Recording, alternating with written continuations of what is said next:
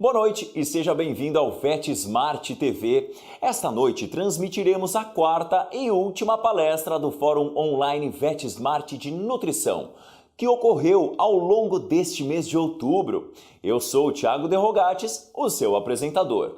E o tema de hoje será estratégias comportamentais no manejo da obesidade em cães e gatos. E todos que estão assistindo ao vivo aqui com a gente receberão através do e-mail cadastrado no VetSmart o certificado de presença online. E o seu nome no certificado será exatamente aquele cadastrado no VetSmart. Então, se você deseja atualizá-lo, acesse a área de cadastro nas plataformas VetSmart e faça a sua alteração. A transmissão de hoje tem o patrocínio da Royal Canin. A precisão nutricional é parte do DNA da Royal Canin. Sua ciência e profundo conhecimento das reais necessidades nutricionais de cães e gatos gera produtos inovadores. A Royal Canin compartilha sua paixão, contribuindo com a saúde e bem-estar dos animais de estimação em todo o mundo. E como patrocinadora, a Royal Canin sorteará um kit de produtos. Para participar, basta se cadastrar e assistir aqui com a gente a nossa transmissão de hoje. Além desse sorteio, todos que assistirem às 4 palestras do nosso Fórum Online VetSmart de Nutrição também concorrerão a um estetoscópio Littmann Classic 3. O vencedor deste prêmio será divulgado hoje, no final da nossa transmissão. A palestra de hoje será ministrada pelo professor Dr. Alan Peppel, que possui residência em clínica e cirurgia de pequenos animais, mestre em fisiologia, doutor em ciências veterinárias, sócio fundador da Associação Brasileira de Endocrinologia Veterinária, membro da Sociedade de Endocrinologia Comparada, membro da Sociedade Europeia de Endocrinologia Veterinária, professor adjunto do Departamento de Medicina Animal, professor colaborador do Programa de Pós-Graduação em Ciências Veterinárias, coordenador do Programa de Residência em Saúde Animal e Coletiva pela Universidade Federal do Rio Grande do Sul e coordenador do Serviço de Endocrinologia do Hospital de Clínicas Veterinárias da mesma universidade. Bom, eu passarei a palavra agora ao professor Alan, que ministrará nesse instante a sua palestra. Bom, boa noite então, pessoal. Meu nome é Alan. A gente vai conversar hoje sobre algumas estratégias comportamentais no tratamento da obesidade em cães e gatos. Queria agradecer o convite da VetSmart para compartilhar esse assunto aí com vocês e agradecer a Royal Canin também pela indicação. Então, por que esse tema, né? Por que falar de estratégias comportamentais, né? A gente sabe que a obesidade hoje é vista como uma das principais doenças endócrino-metabólicas e que acometem não só humanos, mas cães e gatos também, né, acompanhando a tendência que tem se visto junto às pessoas. E isso é uma condição que tem aumentado muito a prevalência nas últimas décadas. Assim, se a gente for ver tanto para humanos quanto para cães e gatos, a gente tem tido uma prevalência crescente de pacientes obesos nas rotinas. E como isso traz um impacto negativo para a qualidade de vida do paciente e para a expectativa de vida do animal também, é importante que os veterinários reconheçam a obesidade como um problema, né, como uma doença, e atuem de forma eficaz na prevenção e no tratamento dessa condição, né? Então, a gente vai comentar um pouco sobre os aspectos nutricionais dos programas de emagrecimento, mas as estratégias comportamentais que precisam ser adotadas são fundamentais para que se tenha sucesso nesses programas de emagrecimento, né? Então, para a gente começar, né, conversando um pouco sobre definições de obesidade, né? Basicamente, a gente pode definir a obesidade como um acúmulo excessivo de tecido adiposo, né, em decorrência de um balanço energético positivo. Ou seja, a gente vai ter uma condição onde o paciente está ingerindo uma quantidade maior de calorias do que ele gasta ou, eventualmente, gastando uma quantidade menor de energia do que consome. Então, de uma forma geral, isso que denota um balanço energético positivo, né? E quando isso acontece, tipicamente o metabolismo passa a acumular essa energia em excesso na forma de tecido adiposo e com isso a gente vai vendo que a adiposidade do indivíduo, quanto maior a ocorrência de comorbidades, né, doenças associadas à obesidade. A gente sabe que gordura é um constituinte normal do organismo, né? O problema é quando há gordura em excesso E a gente pode definir os conceitos, né, de sobrepeso e obesidade baseado tanto no percentual de gordura corporal do paciente, né, como vocês podem ver na tela. Né, um paciente com 25 a 35% de gordura corporal é considerado um paciente com sobrepeso, e um paciente com mais de 35, 40% de gordura corporal já é considerado um indivíduo obeso. Né. 15 a 25% de gordura corporal seria considerado o normal, né, o eutrófico, ou seja, uma quantidade de gordura corporal adequada para um indivíduo saudável, né, e abaixo disso a gente poderia considerar a existência de um quadro de redução do peso corporal ideal, caquexia, né, e emagrecimento como um problema também.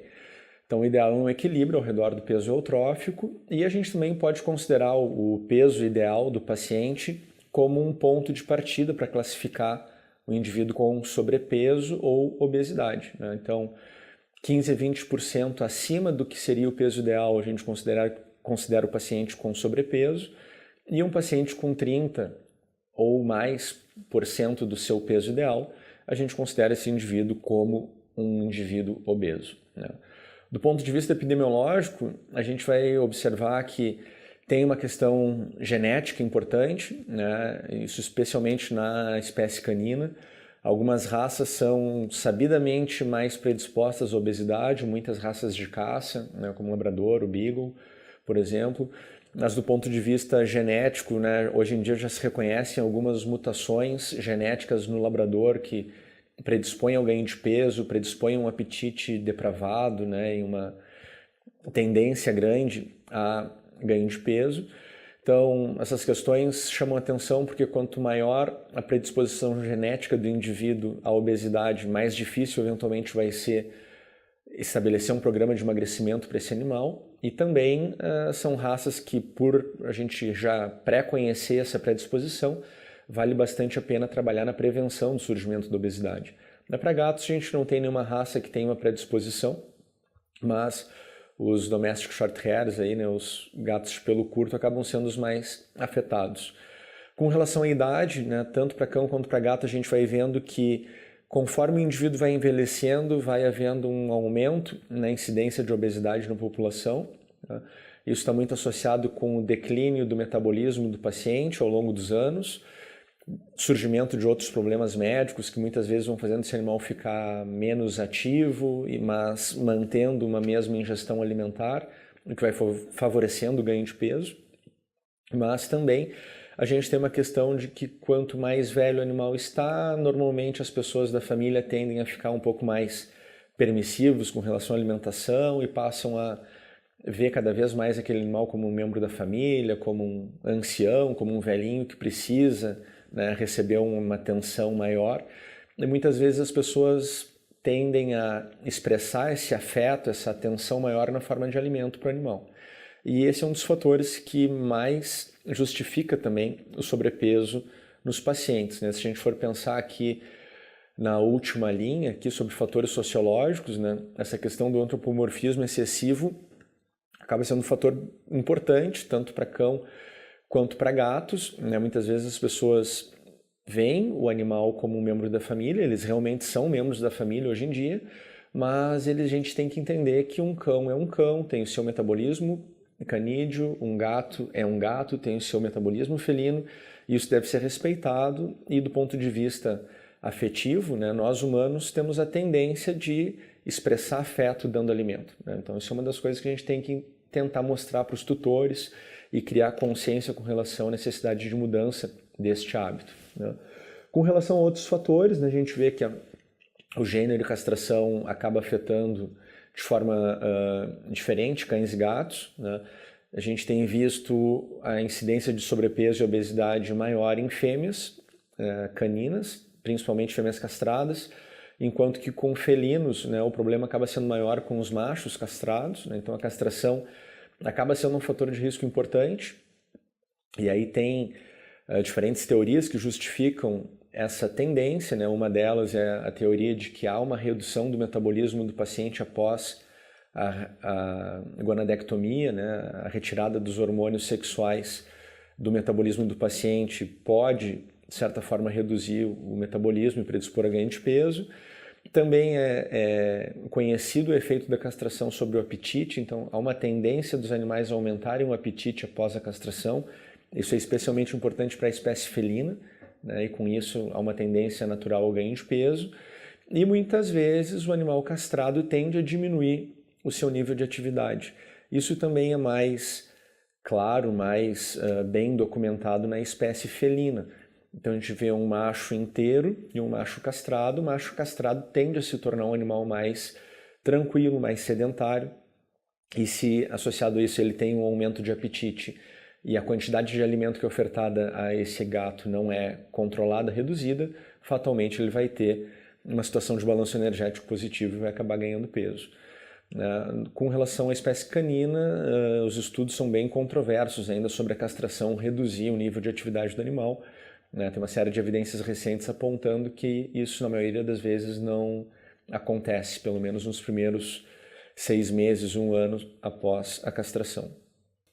Então, o sedentarismo também é um fator importante, tanto para humanos quanto para animais, né? A gente tem visto hoje muito do aumento da prevalência de sobrepeso em humanos é decorrente de uma alimentação de qualidade ruim, as pessoas cada vez com menos tempo para fazer uma alimentação mais saudável e praticar exercícios. Isso acaba acontecendo com os animais também, né? Os proprietários não têm tempo de exercitar o animal, não têm tempo de fazer um passeio, e com isso o sedentarismo acaba sendo um fator importante. Até a questão que a gente tem enfrentado hoje no Brasil também de segurança pública, né? É comum na nossa rotina muitos tutores reportarem que têm evitado de sair com um animal na rua com receio de assalto, sequestro do animal, coisas assim, né? E um outro fator que é bem importante é a questão alimentar, né? Então, erros de cálculo da alimentação ou o uso de alimentação ad libitum, né? Os proprietários muitas vezes deixam a alimentação à vontade para o animal, isso acaba favorecendo com que o animal coma mais do que precisa. Erros de cálculos, né? Às vezes a pessoa vai lá, olha o rótulo da ração, tem ali uma quantidade, vamos supor, de 100 a 150 gramas para aquele peso. A pessoa não pesa o alimento para ter ideia do volume a servir, acredita que está dando 100 gramas e está dando uma quantidade muito maior, né? Então a gente tem que tomar uma série de cuidados com relação a esses fatores de risco para tentar controlar esse problema, evitar, do ponto de vista preventivo, né, o surgimento da obesidade, e são fatores que a gente vai ter que manejar muito bem durante a terapia da obesidade, né? Ainda aqui, por último, né, com relação aos gatos, a gente comenta que há uma de certa forma, uma questão relacionada a falhas de comunicação entre tutor e o animal. Muitas vezes o animal está vocalizando, miando, e o tutor entende que aquilo é um pedido de comida. E, na verdade, o animal está vocalizando porque ele quer atenção, ele quer que o tutor vá lá, limpe a liteira ou faça carinho, dê algum tipo de atenção para ele. E a pessoa entende que é um pedido de comida, vai lá, serve um alimento úmido, por exemplo, que é da preferência do animal. E isso vai virando um ciclo vicioso, né, onde o animal entende que se pedir vai ganhar e a pessoa se sente, de certa forma, satisfeita em estar servindo um alimento que o animal gosta de comer. Então isso aí na medicina felina a gente acaba vendo bastante, né? Essa questão da pessoa se sentir satisfação ao servir um alimento e observar o gato comendo com bastante vontade.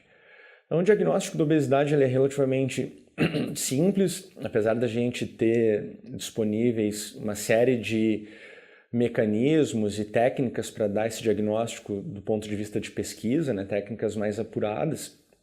Do ponto de vista prático, na rotina clínica, a forma mais eficaz que a gente tem de determinar a existência de sobrepeso ou obesidade é a aplicação do score de condição corporal.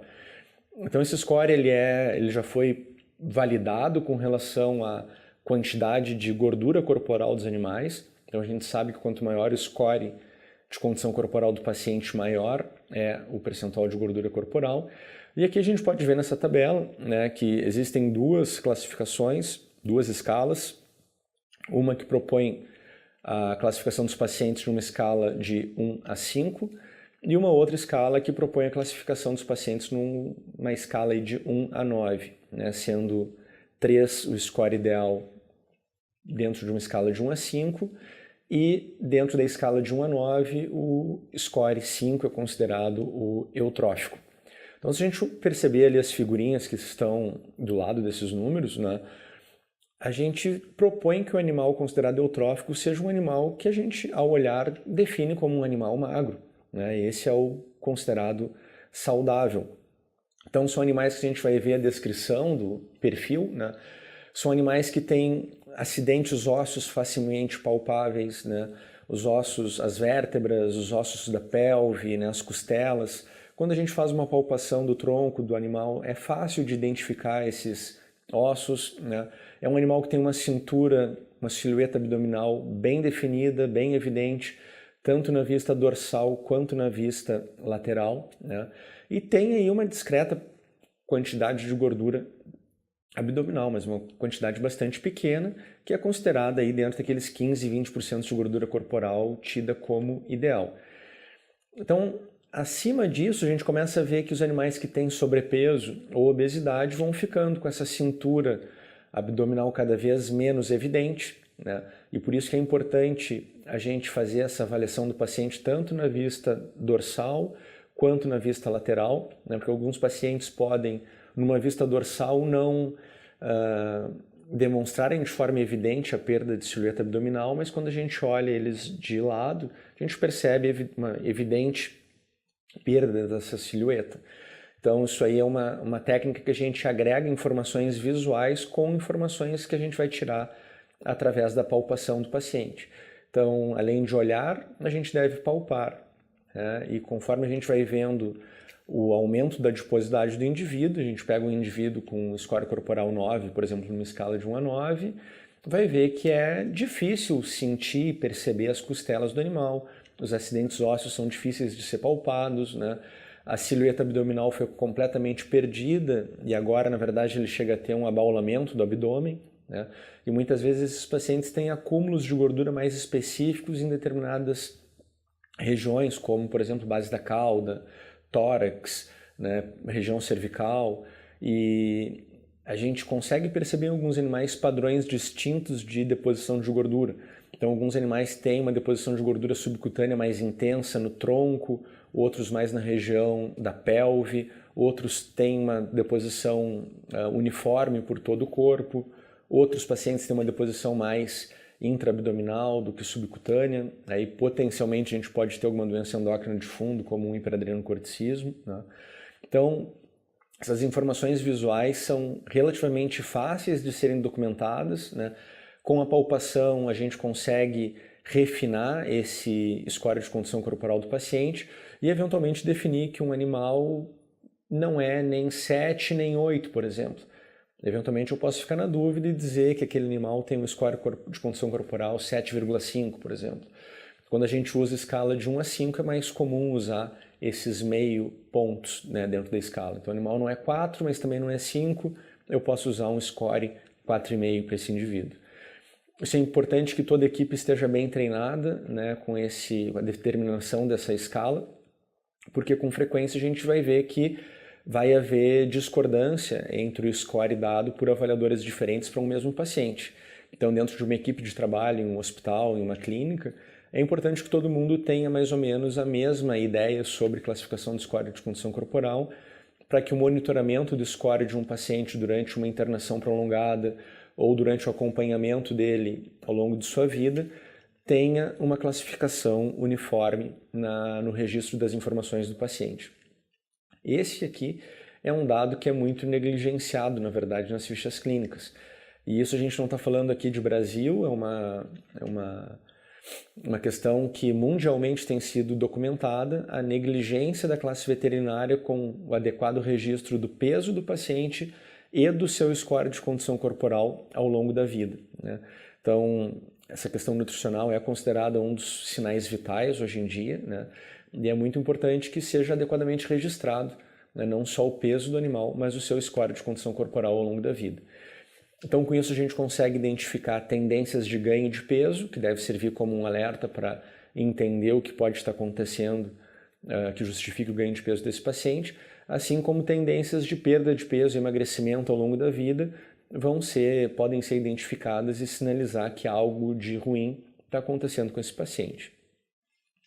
Então, por que a gente tem essa preocupação ver a obesidade como uma doença endócrino-metabólica, né? Qual é o problema por trás do sobrepeso, né? Com frequência as pessoas veem o paciente com sobrepeso como um indivíduo saudável, né? Isso é uma questão bastante antiga, né? Que vem das nossas avós, né? De dizer, nossa, tá doente porque tu tá muito magro, ou ver que a gente estava lá uma criança com sobrepeso, achar que era um sinal de saúde, né? Força, aquela coisa, se alimenta bem, tá gordinho, tá bem de saúde. E hoje a gente sabe que o tecido adiposo ele não é um órgão inerte relacionado meramente ao acúmulo de energia, né? E questões de controle da temperatura corporal e fonte de energia para situações de privação alimentar. Na verdade, o tecido adiposo ele é considerado um órgão endócrino porque ele tem a capacidade de secretar uma série de substâncias que vão influenciar na função de outros tecidos. Então, ao fazer isso, o tecido adiposo ele atende todas as prerrogativas para ser considerado um órgão endócrino, ou seja, ele é capaz de secretar uma determinada substância, essa substância pode cair na corrente sanguínea, vai encontrar receptores hormonais em outras células à distância, modificando a função dessas células. Então, nada mais, essa definição, esse conceito, é o que a gente chama de função endócrina de um determinado tecido, que o tecido adiposo exerce muito bem. Então, o tecido adiposo, conforme a adiposidade do indivíduo, ele aumenta potencialmente a expressão e secreção de diferentes hormônios, né, que são coletivamente chamados de adipocinas ou adipocitocinas, né, ou basicamente os hormônios produzidos pelo tecido adiposo. E a má notícia relacionada a isso é que a maior parte desses hormônios que são produzidos no tecido adiposo são, na verdade, hormônios que trazem malefícios para a saúde do paciente. Então, a gente tem uma série de marcadores inflamatórios produzidos no tecido adiposo, como, por exemplo, aí, interleucina 6, fator de necrose tumoral alfa, né, que vão tornar o paciente ou manter o paciente num estado pró-inflamatório, né? E aí a gente vai ver uma série de comorbidades que surgem em decorrência desse estado inflamatório gerado pela obesidade. A gente tem uma série de adipocinas que vão interferir diretamente no metabolismo intermediário do paciente, como a leptina, por exemplo, que pode prejudicar a secreção de insulina quando em excesso, pode diminuir a sensibilidade insulínica do paciente. A gente tem outros hormônios aí que sendo secretados que vão trazer um impacto negativo sobre o metabolismo lipídico, né, como a resistina, ácidos graxos livres, o próprio TNF-alfa, né, que vão acabar levando à resistência insulínica e com isso a gente tem uma tendência maior de dislipidemias, né, aumento de triglicerídeos, eventual aumento de colesterol. E em medicina humana está muito claro o papel dessas adipocinas em desfechos cardiovasculares. Então, não só por haver uma tendência a dislipidemias nessas situações, o que predispõe o humano à formação de placas heterogênicas, né, e aumenta o risco de infarto, mas um efeito direto também dessas adipocinas na função do miocárdio, dessas adipocinas em gerar hipertensão, como, por exemplo, uma maior produção de angiotensinogênio pelo tecido adiposo, né? A gente sabe que a adiponectina, que é um dos hormônios que é produzido pelo adipócito, é um hormônio que tem uma série de efeitos, na verdade, anti-inflamatórios, cardioprotetores, né, que melhoram a sensibilidade à insulina, mas a adiponectina, infelizmente, é o único hormônio produzido pelo tecido adiposo que diminui a sua produção de acordo com a obesidade do paciente. Então, do ponto de vista de ganho de adiposidade, a gente vê o aumento da produção das adipocitocinas, que trazem malefícios para o paciente, e a única adipocitocina que tem efeitos benéficos, que é a adiponectina, acaba tendo uma redução da sua produção durante a obesidade. Então, esse panorama hormonal associado à obesidade, né, relacionado aos hormônios produzidos pelo tecido adiposo, acabam trazendo um impacto negativo sobre a qualidade de vida do paciente e expectativa de vida também. Então esse gráfico que a gente está vendo aqui na tela é um estudo bastante emblemático, né, que foi publicado em 2005 e foi um estudo bastante longo com colônias de labradores, né. Esses labradores eles foram alocados em 2 grupos, né, desde muito jovens, pós-desmame, em um grupo que recebeu dieta à vontade, né, que são os pontinhos em vermelho aqui, né, dieta ad libitum, e isso durante os seus 3 primeiros anos de vida, e um outro grupo que passou a vida inteira recebendo uma alimentação com restrição calórica, que são os pacientes que estão aqui marcados como triângulos azuis. E esses pacientes foram monitorados ao longo das suas vidas inteiras. Então foi um estudo extremamente longo, né, bastante importante para esse conceito do impacto negativo do sobrepeso sobre a qualidade de vida dos animais. Então esse estudo ele tinha um interesse bastante grande também no surgimento de alterações ortopédicas nos pacientes que receberam essa dieta ad libitum durante os 3 primeiros anos de vida. E ao fim desse estudo se viu que a incidência de problemas ortopédicos no grupo ad libitum, né, chegou a praticamente quase 100% ao fim da vida. Esses pacientes com 3 anos, 5 anos de idade tinham uma incidência significativamente maior de problemas ortopédicos, osteoartrose, displasia coxofemoral, em relação aos animais que passaram essa vida em restrição calórica. Mas o resultado mais impactante desse trabalho foi que, quando a gente avalia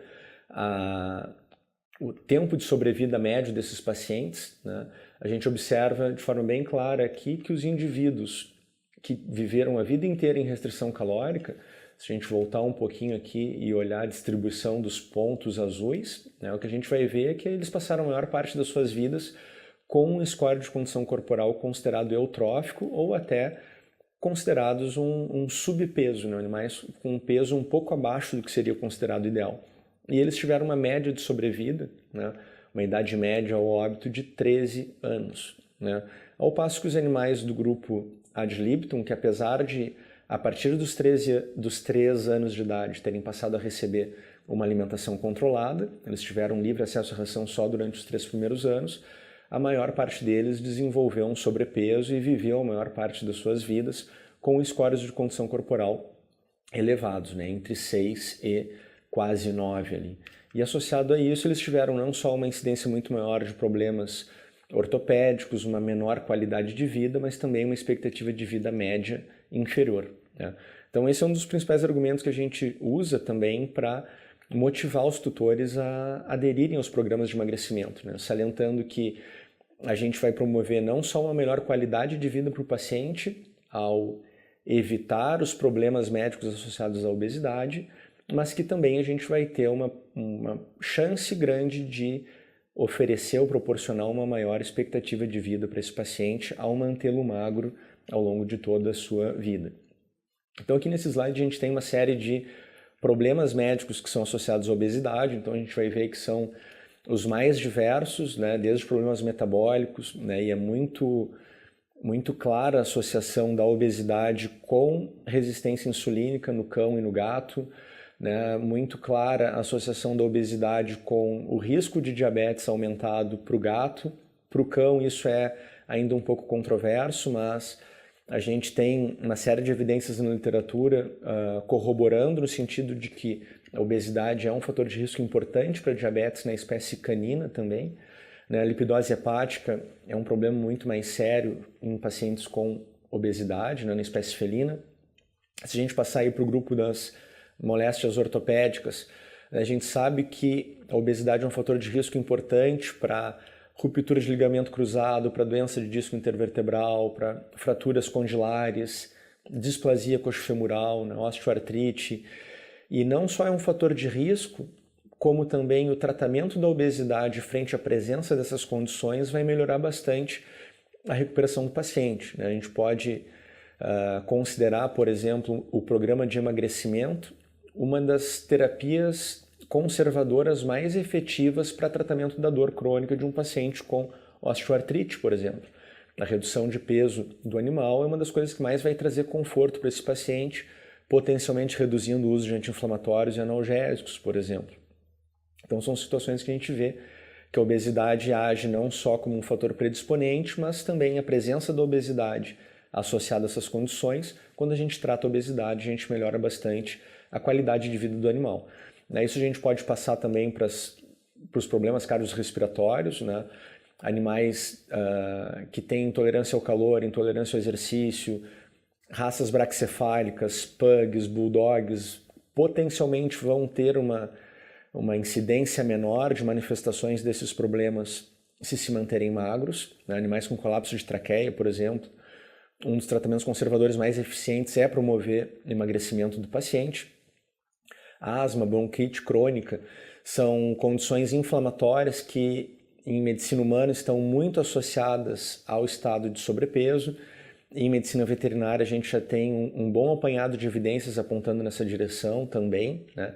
Que essas citocinas inflamatórias produzidas pelo tecido adiposo têm um papel na patogenia da bronquite crônica e da asma, então é lógico pensar em emagrecer esses pacientes.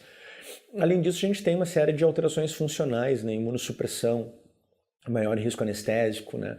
Dificuldade para coletar uma amostra de sangue, dificuldade para fazer uma cistocentese, dificuldade para posicionar o paciente para fazer um raio-x, por exemplo. Tudo fica mais difícil quando o paciente tem um sobrepeso muito acentuado, né?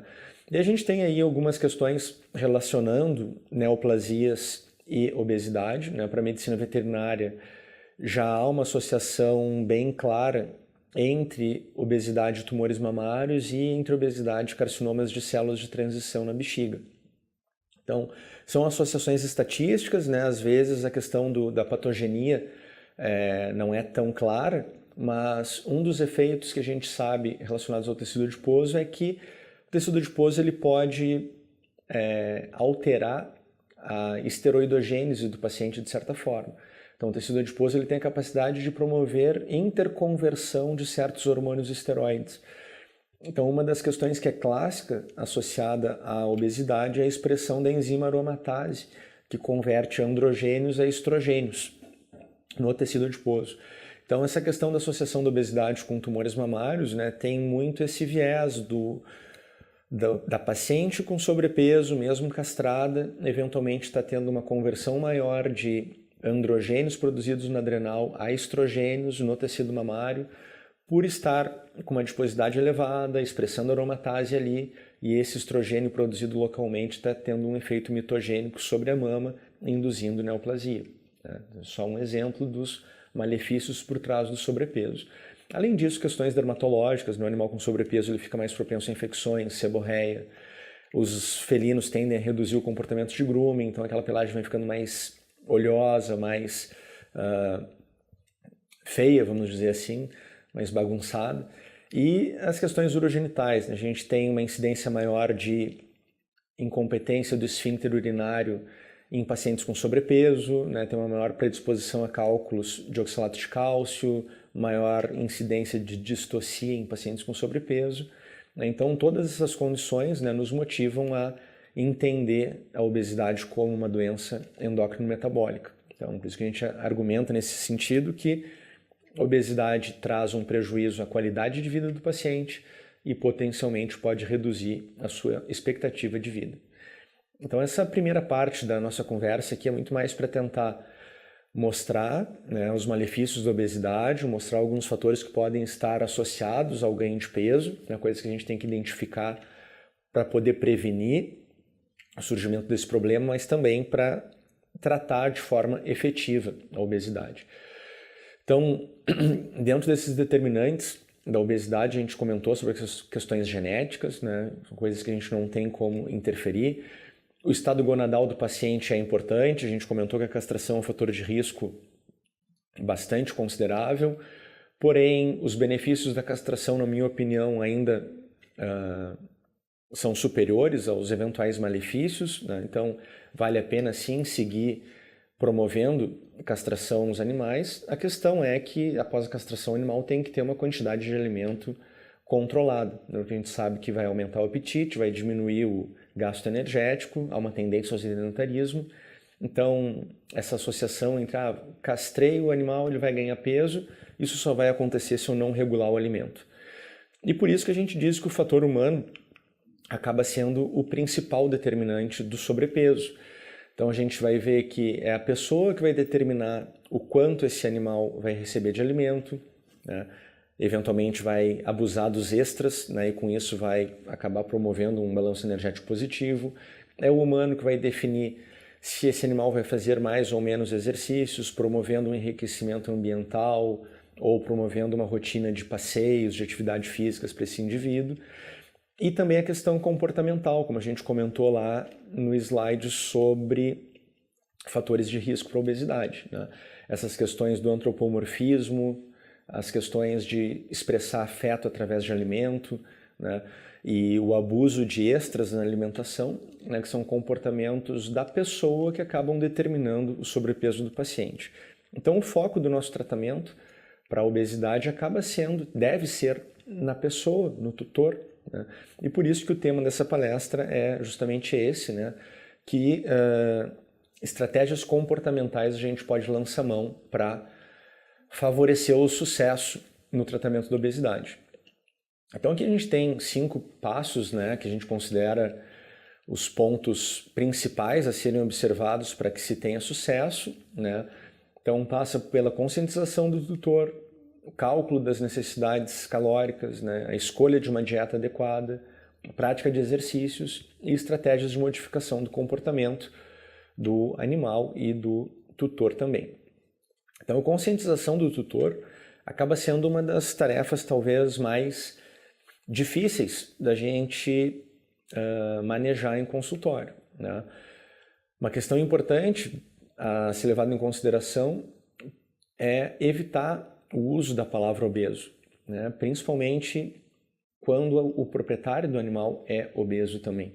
Então, isso é uma questão que muitas vezes o emprego do termo obeso pode criar uma barreira, né, na relação médico-veterinário-tutor e afastar aquela pessoa do problema, ou estimular que a pessoa negue a existência de um problema com o seu animal, já que ela vive a mesma condição, ou fazer com que a pessoa simplesmente não retorne ao consultório porque se sentiu, de certa forma, ofendida com o emprego do termo obeso para o seu animal de estimação.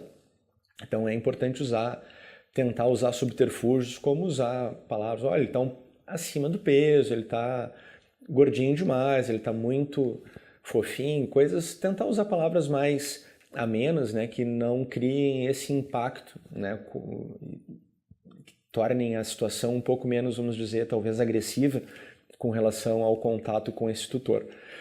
Então, uma das coisas que a gente observa, de forma bem clara, a gente pode observar nesse gráfico aqui à direita, aqui a gente tem uma representação gráfica de uma falta de concordância entre o score de condição corporal que o tutor dá para o seu animal em relação ao que o veterinário considera o score de condição corporal do paciente. Então aqui embaixo a gente tem a primeira coluna U, são os pacientes underweight, tipo os pacientes que estão abaixo do peso ideal, N, os pacientes que estão com peso dentro do ideal, O, os pacientes que estão com obesidade e V, os pacientes com um sobrepeso mais acentuado ainda.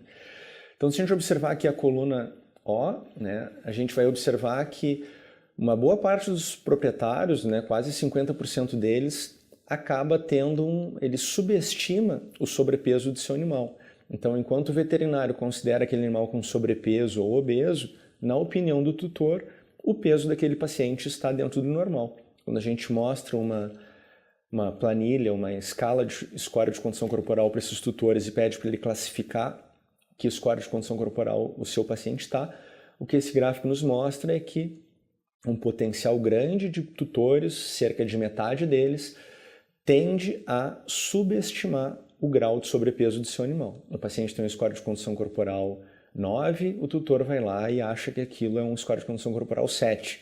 Ou ele tem um score de condição corporal 7, o tutor acredita que o score de condição corporal dele está ideal naquela condição. Então é muito difícil para a gente que está na rotina, no dia a dia, mostrar para o tutor que há um problema, porque na maior parte das vezes o tutor entende que o peso do seu animal está dentro do ideal e muitas vezes o próprio tutor entende e gosta de ver o seu animal com sobrepeso porque acha mais bonito, acha mais agradável, por exemplo, o cachorro ser gordinho ou o gato parecer mais com o Garfield, por exemplo. Então, algumas questões comportamentais são importantes aí da gente mostrar para o tutor que aquele animal com sobrepeso pode parecer bonitinho, mas na verdade é um animal um animal doente e que vai ter complicações relacionadas a essa condição se a gente não fizer nada. Então, nesse sentido, é uma estratégia importante do ponto de vista de conscientização do cliente, evitar focar nos malefícios da obesidade como ameaças, mas sim tentar manter o foco nos benefícios de manter um peso saudável. Então, ao invés de eu argumentar com o tutor que se a gente não promover emagrecimento do paciente, ele vai ter uma série de doenças secundárias à obesidade e potencialmente vai viver menos tempo, é mais interessante eu abordar ao contrário. Eu argumentar com o tutor que se a gente conseguir emagrecer o paciente, ele vai ter uma qualidade de vida muito melhor. Se a gente conseguir emagrecer, ele tende a ter uma expectativa de vida maior e com isso a gente tende a motivar mais o cliente no sentido de aderir a um programa de emagrecimento. Então, quando o tutor nos busca preocupado com o sobrepeso do animal, é muito mais fácil. Ele já veio consciente de que há um problema. Agora, se a gente vai para a rotina, a gente tem hoje observado em diversos estudos feitos ao redor do mundo, e aqui no Brasil também a gente tem visto a mesma tendência, a prevalência de sobrepeso e obesidade em cães e gatos ultrapassa 40%. Alguns estudos realizados dentro de hospitais apontam para que mais de 50% da população hospitalar tem sobrepeso ou obesidade. Então, a gente deve alertar esses tutores, porque é um foco na saúde do indivíduo, mas também uma questão de nicho de mercado. A partir do momento que a gente passa a trabalhar o sobrepeso e a obesidade como um problema e a gente tem uma prevalência altíssima de sobrepeso na população que a gente atende no dia a dia, a gente tem um nicho interessante aí para trabalhar, melhorar a relação com os tutores, venda de alimentos comerciais para emagrecimento ou outros produtos que vão ser úteis nas modificações comportamentais. Então é importante o veterinário ver essa questão da obesidade não só como uma preocupação com a saúde do animal, mas também tem essa questão da possibilidade de melhorar a sua rotina, melhorar os seus ganhos, né, a partir do momento que ele passa a propor programas de emagrecimento para tratar a saúde de um animal que potencialmente está com problemas. E aí a gente se depara muitas vezes com esse problema, né? O proprietário comentando aqui, não, ele não é gordo, ele só tem uma cabeça pequena. Então, esses tutores são os mais difíceis de manejar normalmente no consultório, né? Quando a gente tenta mostrar a existência do problema e para o tutor o problema não existe. Então é uma conversa que às vezes a gente vai ter com o tutor mais de uma vez e mais de uma visita para ir tentando mostrar a existência da obesidade como um problema. E aí, como eu comentei, né, uma das coisas mais complicadas é quando o tutor tem sobrepeso também. Então, uma das coisas que eu costumo recomendar é que se evite olhar nos olhos do tutor enquanto se argumenta a favor do emagrecimento do paciente ou enquanto se argumenta sobre os benefícios de um emagrecimento para aquele animal com sobrepeso. Muitas vezes, quando a gente trata desse tema com um tutor que também tem sobrepeso, olhando diretamente para o tutor, ele pode se sentir, de certa forma, agredido ou desconfortável com a situação, e isso pode ser um dos fatores, um fator simples que vai determinar a não adesão dele ao tratamento ou que ele fuja do consultório e evite retomar esse assunto. Então, quando a gente fala sobre os malefícios da obesidade ou sobre os benefícios de manter um peso magro, né, eu costumo falar isso normalmente olhando diretamente para o animal, evitando contato direto nos olhos do tutor, quando o tutor tem sobrepeso, né. Outra questão importante também que é útil para chamar a atenção do problema é convidar o tutor a comparar o comportamento do seu animal com sobrepeso com outros animais da mesma idade, porém magros. Então, as pessoas normalmente fazem essa confusão, né, que o paciente com excesso de peso é um sinal de saúde ou que aquela inatividade, né, do animal, aquele sedentarismo, é porque ele tem uma natureza calma e amigável. E, na verdade, isso é efeito da obesidade. Então, se a gente for ver, por exemplo, estimular o tutor a comparar, né? Olha, o senhor compara, quem sabe, os 2 gatos que o senhor tem em casa, eles têm a mesma idade, um tem sobrepeso e passa o dia inteiro deitado no sofá. O outro tem um peso eutrófico, ele é um gato ativo, ele sobe na prateleira, ele explora mais o ambiente, ele pula com mais agilidade. E aí, quando a gente começa a mostrar ou fazer o tutor perceber essas questões, ele começa a se dar conta que, poxa, realmente, esse animal que eu tenho com sobrepeso, talvez ele tenha essa dificuldade para subir a escada por causa do sobrepeso. Talvez é por isso que ele não gosta tanto de passear, porque ele não tolera bem o passeio. Ele vai à pracinha e ele não brinca como os outros cães brincam, porque se ele correr demais ele vai cansar fácil, talvez vai sentir dor articular e vai motivar uma menor atividade. Então, vale a pena a gente convidar o tutor a observar essas questões para favorecer um maior entendimento e uma maior compreensão dele sobre o problema.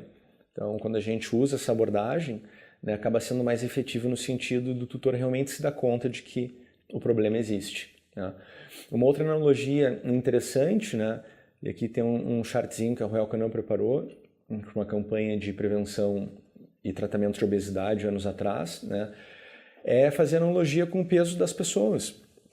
Então a gente pode mostrar, por exemplo, um felino, né, ou um cão de porte pequeno com 4 quilos, né, ou cujo peso ideal seria 4 quilos, e ele está com 5 quilos, né, ele está com 25% a mais do que seria o seu peso ideal. Então é um sobrepeso importante, né, e corresponderia a uma pessoa ter 25% do peso a mais.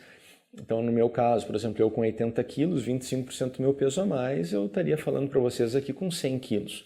Com certeza ia ser bem impactante, né, esses 20 quilos a mais na minha saúde, no meu aspecto físico, e quando a gente mostra isso para o tutor, acaba sendo uma forma útil também de mostrar essa analogia de quanto, eventualmente, 1, 2 quilos a mais do que seria o peso ideal, o quão importante isso é para um animal de porte pequeno, né, como um cão de raças pequenas ou um gato. Né? E outra questão também é não motivar o bullying com o paciente obeso. Né? Muitas vezes o tutor acha até engraçado as questões relacionadas ao sobrepeso, né? Questões do dia a dia, como a gente vai ver nesse vídeo. Né? Tá aqui o nosso paciente obeso, né? O gato preto aqui, né?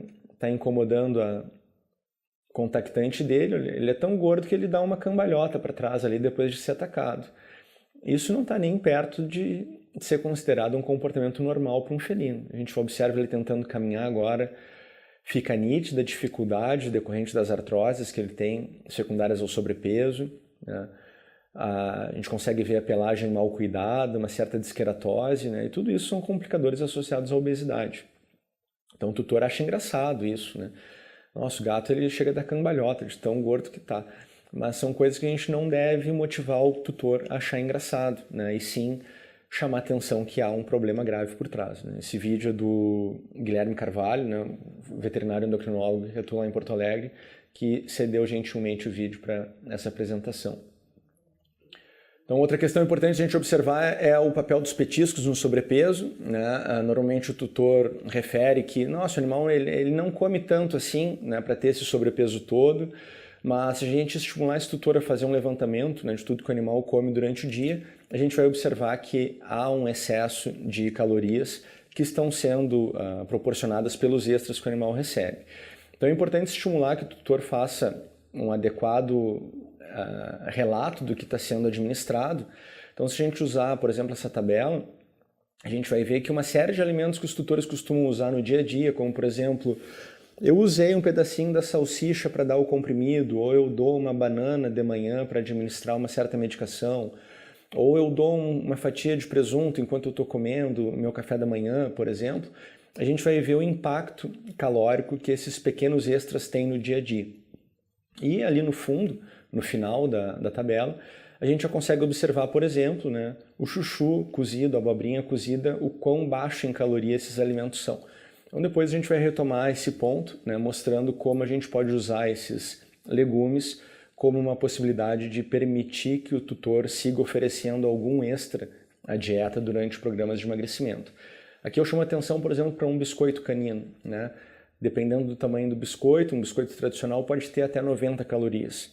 Dificilmente o tutor vai dar um biscoito por dia, muitas vezes eles dão 2, 3, 5, 6 biscoitos desses por dia, mais a ração, mais o pedacinho de salsicha, mais a frutinha de manhã, e quando a gente vai somar, há um excesso grande de calorias sendo ofertado, e por isso que o tutor refere que o animal nem come tanto, porque a ração ele não come tanto. A ração que está ali servida, ele acaba comendo muito pouco, mas ele come vários outros extras que precisam ser adequadamente identificados e registrados, né?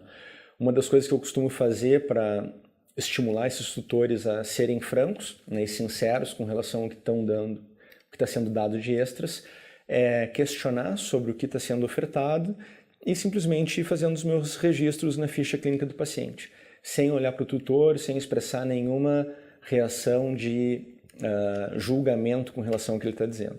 Às vezes a pessoa começa a dizer que dá um bifinho, mais um palitinho, mais um biscoito, mais uma fruta, mais um pouco da sua própria comida, e eu simplesmente vou sorrindo, registrando, para deixar a pessoa à vontade para dizer tudo o que realmente dá. Se eu já for tentar censurar esse tutor com a primeira informação, ele me diz, olha, eu estou dando 3 bifinhos por dia, e eu já for incisivo em dizer, nossa, isso é muito, talvez eu vá acabar impedindo ou inibindo que esse tutor seja sincero e termine de relatar todos os extras que ele dá. Então são algumas questões que a gente tem aí para mostrar para o tutor que há um problema e conscientizá-lo de qual o impacto que os extras que ele oferece acabam sendo responsáveis pelo sobrepeso do animal. Um segundo passo, né, quando a gente tem um tutor que está motivado para entrar no programa de emagrecimento, é calcular a quantidade calórica que esse animal deve receber para alcançar um emagrecimento satisfatório. Então o primeiro passo para esse fim é tentar estimar qual seria o peso ideal do paciente. Então, isso a gente pode fazer consultando na ficha qual era o peso que ele tinha a última vez que foi registrado um score de condição corporal ideal, ou o peso que ele tinha ao redor de 1 ano de idade, onde teoricamente não havia ainda um sobrepeso, ou o que acaba sendo mais prático é estimar o peso ideal baseado no score de condição corporal atual do paciente. Então, a gente pode ver aqui na tabela à direita que isso é um estudo, é um dado que é considerado validado, nessa correlação entre a escala de condição corporal e o percentual de gordura corporal e o percentual de sobrepeso. Então a gente pode estimar aí que cada ponto a mais numa escala de 9 pontos em relação ao que seria o peso ideal corresponde a pelo menos 10% de sobrepeso em relação ao peso que seria ideal. Então se a gente olhar ali uma escala de 1 a 9, um indivíduo com score de condição corporal 5, ele é considerado dentro do seu peso ideal. Uma escala, um score de condição corporal 7 corresponde a pelo menos 20% de sobrepeso, uma escala de condição corporal 9 corresponde a pelo menos 40% de sobrepeso. Então, ao estimar o score de condição corporal atual do paciente, eu consigo ter uma ideia de quantos por cento acima do peso ideal ele está. E aí a gente pode usar este peso ideal para fazer o cálculo da necessidade calórica para emagrecimento. O problema é quando a gente tem um paciente com um score de condição corporal muito acentuado, né, acima de 8. E a gente sabe que uma das limitações do score de condição corporal é justamente essa, né? Tem indivíduos que teriam um score considerado 10, 11, 12, né, que emagrecem muito e mesmo já tendo emagrecido muito continuam com score de condição corporal 9. Né? Então, para esses pacientes, o que a gente recomenda é que não se calcule um peso ideal, não se use o peso que seria ideal para ele no cálculo, mas sim um peso meta inicial. Então esse peso meta inicial ideal é que ele seja em torno de 20% menos do que o peso atual. Então, por mais que não seja o peso ideal para aquele paciente, é um peso meta inicial a ser alcançado. Então, com isso a gente consegue favorecer com que não haja uma restrição calórica muito severa e evita também que o animal fique exposto à restrição de determinados nutrientes. Além disso, se eu usar o peso ideal como peso meta nesses casos, né, eu vou acabar induzindo que esse animal receba muito pouco alimento, fique muito faminto, e isso vai estimular potencialmente um abandono do tratamento pelo tutor. Né? Ninguém tolera um cão que se torna agressivo pedindo comida ou um gato que fica vocalizando o tempo inteiro, roubando comida, né, no seu dia a dia. Então, não deixar o paciente com fome é importante e para isso a gente usa muitas vezes esses pesos metas menores do que seria o peso ideal para o paciente. Então, aqui só um exemplo, né, um Fox Paulistinha jovem, né, com relativamente, esse animal, se eu não me engano, tinha 3 anos de idade, pesando 18 quilos, um score de condição corporal maior que 9. O peso ideal para esse paciente seria ao redor de 8, se a gente for pensar no padrão da raça. Porém, eu não posso usar esse peso 8 quilos no cálculo do requerimento energético para emagrecimento. Então, aqui a gente usou um peso-alvo inicial 20% menor do que os 18, 14,4 quilos, e é esse peso que a gente vai usar para definir o requerimento energético em repouso do paciente. Ok? Então, essa primeira etapa é definir qual o peso ideal para o animal ou qual o peso meta inicial a ser alcançado. E aí, esse peso definido, a gente vai usar esse dado para calcular o requerimento energético em repouso. Então, é uma fórmula relativamente simples, né? A gente tem 2 fórmulas aqui, a mais abrangente, que é a primeira. A gente tem um fator de uma constante que é 70 multiplicado pelo peso ideal estimado, ou o peso meta inicial estabelecido, em quilos, né, elevado à potência 0,75. Bem simples de calcular. O que a gente vai fazer é oferecer uma vez esse requerimento energético em repouso calculado para cães, ou 80% deste requerimento se eu estiver falando de um gato.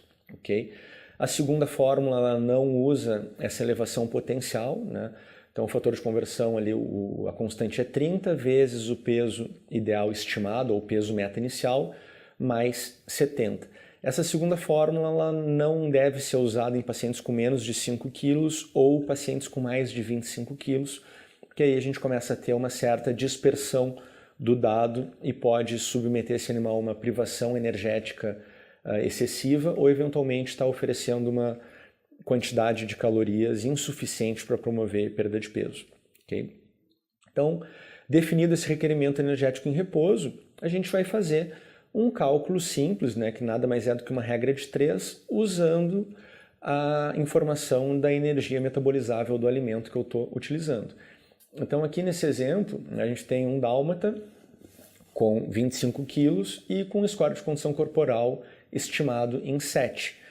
Então, se o score de condição corporal dele é 7, eu assumo que ele está pelo menos 20% acima do seu peso ideal.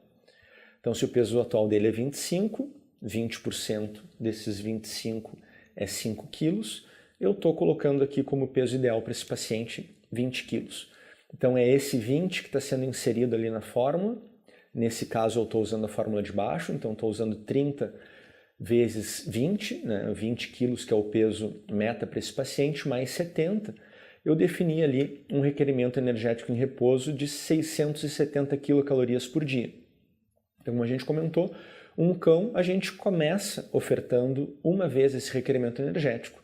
Então, basta eu fazer uma regrinha de 3 usando a informação da energia metabolizável do alimento que eu estou escolhendo. Então, neste caso, neste exemplo, né, uma regrinha de 3 bem simples, 670 é o que eu quero ofertar, o alimento que eu escolhi tem 287 quilocalorias em cada 100 gramas, eu defini que eu preciso servir para esse animal 233 gramas do alimento por dia. Então, relativamente fácil de calcular, simples, e nós veterinários muitas vezes temos certa dificuldade com cálculos ou não gostamos muito da matemática, mas dá para facilitar os cálculos, né? Muitas empresas oferecem softwares, alguns disponíveis online, como o Portal Vet da Royal Canin, por exemplo. Outras empresas como a Rios, a Guabi, a Purina, a Nestlé, tem planilhas do Excel onde a gente insere o peso atual do paciente, o percentual de peso que quer se induzir que o animal perca, e essas planilhas calculam automaticamente para a gente o quanto servir. E uma das maiores dificuldades que a gente vê os veterinários terem muitas vezes é fazer o cálculo do requerimento energético, porque envolve elevar o peso meta à potência 75. Então isso é muito fácil de fazer com qualquer smartphone ou na própria internet a gente consegue acesso a calculadoras científicas, né? Então no smartphone a gente abre a calculadora e vira a calculadora deixo o celular na transversal, na horizontal. Então, com isso, ele automaticamente entra no modo calculadora científica e ali a gente deve identificar essa tecla que eu estou marcando aqui, que é a tecla x elevado a y. Então, essa tecla é que vai fazer o cálculo exponencial. Basta eu digitar o peso do animal, por exemplo, 20 quilos, aperto no XY e depois digito 0,75. Ele já vai me calcular diretamente o peso elevado a 0,75 e aí basta eu multiplicar pelo 70, que é o fator constante naquela equação que a gente mostrou aqui no slide anterior, né? 70 vezes peso ideal elevado a 0,75. Então é muito fácil, muito simples de fazer. Convido todos a treinarem e adquirirem essa habilidade. O segundo ponto é escolher o alimento adequado, né? A gente tem que tomar um certo cuidado com rótulos light ou similares, porque nem sempre eles vão ter a composição nutricional adequada para promover a perda de peso. Então, tipicamente um alimento formulado para promover perda de peso de forma saudável, ele vai ser um alimento que tem um alto teor de proteínas, né? Isso ajuda a minimizar a perda de massa magra do paciente e ajuda a manter uma saciedade melhor, né? Então, é um ponto bastante importante estimular a saciedade do paciente, né? Não deixá-lo faminto, o que acaba sendo um fator negativo para o sucesso do tratamento. Aumentar o teor de umidade da ração, né? Um outro dado, um outro ponto importante, que quanto maior a umidade do alimento, normalmente menor a densidade calórica, então o uso de alimentos úmidos é bastante útil nesse sentido, porém nem sempre com alimento exclusivamente úmido fica fácil de quantificar a quantidade correta a ser administrado. Às vezes é mais difícil de pesar esse alimento, né? Isso pode trazer alguma confusão para o tutor. Mas o uso de alto teor de fibras acaba sendo bastante útil nesse mesmo sentido também, de reduzir a densidade calórica do alimento, além de estimular a saciedade. Então a melhor analogia que a gente tem a fazer aqui é fazer um grande prato no restaurante à base de saladas verdes, por exemplo, onde eu vou ter um volume muito grande, mas do ponto de vista energético, vou ter uma densidade energética muito pequena, né? Diferente de comer um prato de massa, onde eu vou ter uma densidade energética muito maior. E a questão da quantidade de gordura versus de carboidratos nas dietas é importante a gente observar também, tá? Normalmente a gente vai ver que quanto menor o teor de gordura na dieta, menor a densidade calórica do alimento, mas normalmente alimentos que têm um baixo teor de gordura acabam tendo que compensar isso com aumento de carboidratos. E quanto mais carboidrato eu tiver numa dieta de emagrecimento, mais difícil vai ser emagrecer o paciente. Por isso que a gente tem também na medicina humana a onda das dietas low carb, né, ou baixas em carboidratos. A questão é que quanto mais carboidrato eu como, mais insulina eu secreto, e a insulina é um importante hormônio lipogênico e antilipolítico. Então, se eu secreto insulina demais, a tendência é que eu acumule mais gordura e não deixe mobilizar as minhas reservas de triglicerídeos.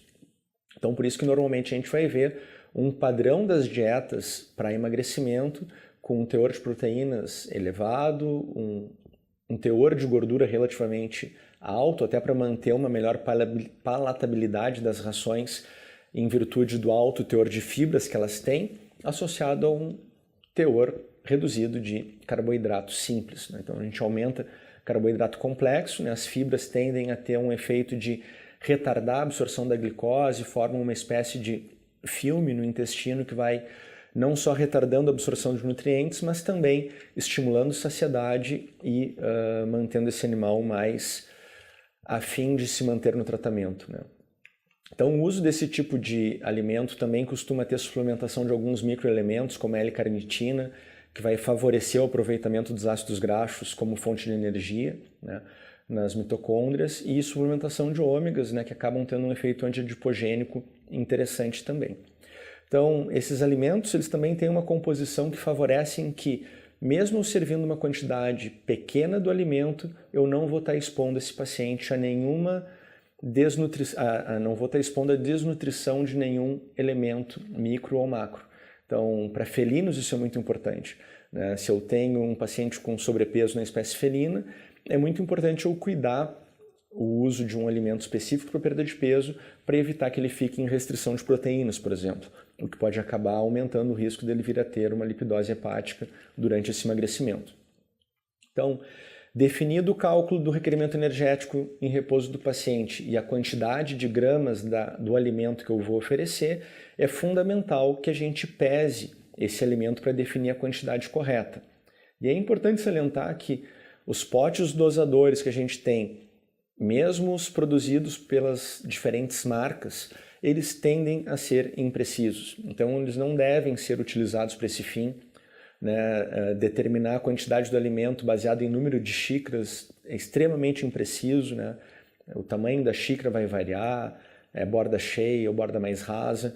O ideal é que o tutor tenha acesso a uma balança de precisão, pese o alimento e tenha uma noção exata da quantidade que deve ofertar. Então esses potinhos dosadores aí, no máximo, eles servem para, de repente, tomar uma cerveja aí numa feira de produtos, aí, como a gente costuma ter nos congressos.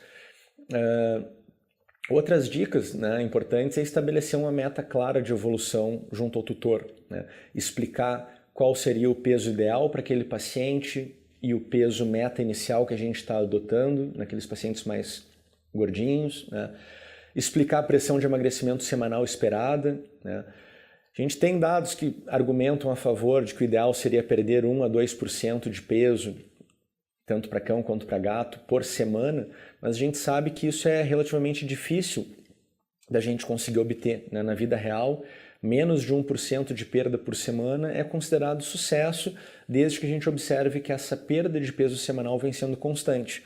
Então, para que isso seja bem monitorado, é importante motivar o tutor a manter um registro frequente e periódico do peso desse animal. Isso pode ser semanal, a cada 15 dias, e a partir desses registros a gente pode ir identificando se eventualmente o animal está perdendo mais peso numa velocidade maior do que o considerado ideal, ou eventualmente está numa fase de estagnação da perda de peso, o que deve motivar a avaliação se a quantidade de alimento não deve ser recalculada ou se não é momento de implementar outras estratégias. É importante estimular que esse alimento seja fracionado em 3 a 5 refeições diárias, nessa quantidade que foi calculada. Isso vai favorecer que o animal receba pequenas porções por dia, isso mantém ele mais saciado e acaba estimulando um maior gasto energético com relação à metabolização do alimento. Isso é um ponto importante. E é importante deixar claro para o tutor quanto tempo a gente deve demorar para alcançar o peso meta inicial ou o peso alvo. Então é importante deixar claro que é um processo lento, demorado e que ele deve acontecer de forma saudável.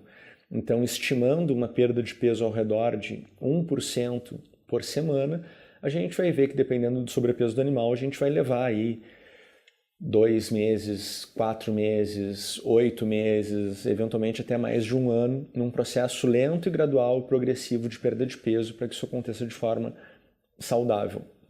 Então é importante deixar isso claro para não criar expectativas no tutor de que ele vai alcançar o resultado desejado de forma rápida. Isso acaba abrindo margem para uma certa frustração do tutor se não ficar claro para ele quanto tempo isso pode demorar para ser alcançado.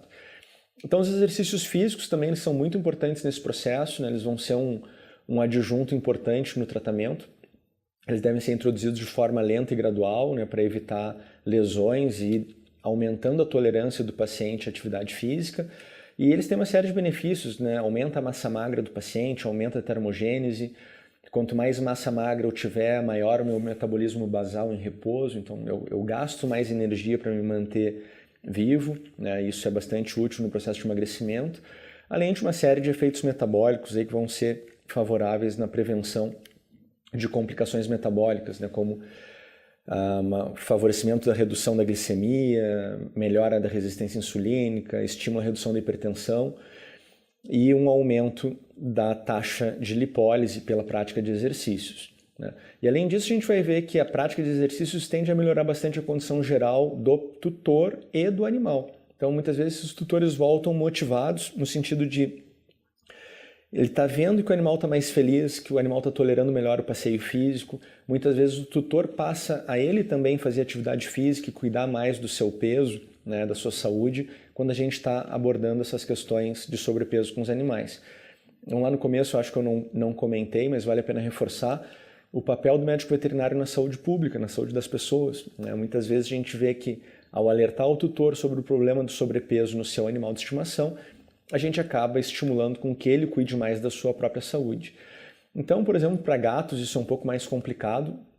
A gente pode usar laser points, por exemplo, pode usar esses brinquedos que se encontram em pet shops, né? Pode tentar estimular o treinamento do gato na coleira ou o uso de uma peiteira para levar o gato para passeios, né? Eu posso colocar o gato numa banheira, por exemplo, para fazer alguma natação. Então, isso é bastante útil também, porque o gato vai nadar, já não gosta d'água, vai ser um pouco estressante para o gato, mas a professora Márcia Jericó que brinca que para o gato vai ser bom, que ele, pela nervosismo e agitação dentro da água, ele já vai secretar um monte de catecolaminas aí que vai aumentar ainda mais o processo lipolítico, né? E aqui é importante salientar também que qualquer quantidade de exercício que o animal fizer vai ser útil, né? Esse vídeo que a gente tem aqui no quadrante inferior esquerdo, né, um gatinho brincando aí com uma presa, né, numa varinha, a gente vê que ele tolera por muito pouco tempo o exercício. Então ele brinca um pouquinho, alguns segundos e já cansa. Isso é mais importante que ele faça esse pouquinho de atividade física do que não fazer nada. Então, aos pouquinhos, a gente vai treinando, estimulando, e qualquer gasto energético promovido com o exercício vai ser benéfico em relação a manter o paciente sedentário. A gente tem alguns centros de reabilitação que oferecem hidroesteiras, né? A hidroesteira ela é interessante porque vai favorecer uma atividade física sem tanto impacto articular, então isso é especialmente importante em pacientes que tenham osteoartrose, né? Isso o tutor muitas vezes pode fazer em casa, treinar o animal a andar numa esteira ou eventualmente promover natação num ambiente domiciliar, como a gente está vendo aqui na figurinha aqui embaixo. A tutora bem-humorada botou até uma touquinha de banho na cadelinha. E existe um conceito recente, né, na literatura, que é o conceito Taylor, ou o conceito de alfaiataria, né, onde a gente vai ver que há benefício de promover perda de peso em alguns pacientes, mesmo que eu não consiga alcançar aquele peso-alvo determinado ou o peso que seria considerado ideal. Então, por exemplo, a gente vai ver que reduzir 6% do peso já melhora bastante o grau de mobilidade, o grau de desconforto de pacientes com osteoartrose, por exemplo. Então, em algumas situações a gente vai ver que dificilmente a gente vai conseguir alcançar o peso meta ou o peso-alvo do paciente, mas qualquer perda de peso que a gente promover já vai trazer uma melhoria na qualidade de vida desse paciente. Então a gente sabe que é mais difícil promover emagrecimento em animais mais velhos ou doentes, né? E aqui a gente tem um contraponto que, por mais que a gente saiba que a obesidade pode diminuir a expectativa de vida, muitas vezes em um paciente mais velho, promover emagrecimento não vai ter um impacto sobre a expectativa de vida daquele paciente, mas tem um potencial muito grande de melhorar a sua qualidade de vida frente às doenças e comorbidades que ele apresenta. Então, esse conceito Taylor, o tailoring, né, ele promove justamente essa ideia, esse conceito de que muitas vezes o peso-alvo ou o peso-meta, ele potencialmente é inatingível, ele não vai ser alcançado, mas qualquer esforço que eu conseguir para emagrecer, o mínimo que seja, já vai trazer um benefício para a saúde do paciente. Então a gente espera sucesso completo em algumas situações e a gente deve estar preparado para os fracassos, né? O sucesso pleno nem sempre é viável, principalmente nos animais que têm muito sobrepeso ou pacientes com mais idade, pacientes que têm outras doenças e principalmente os tutores não comprometidos, né? Dificilmente a gente vai ter um sucesso pleno alcançável.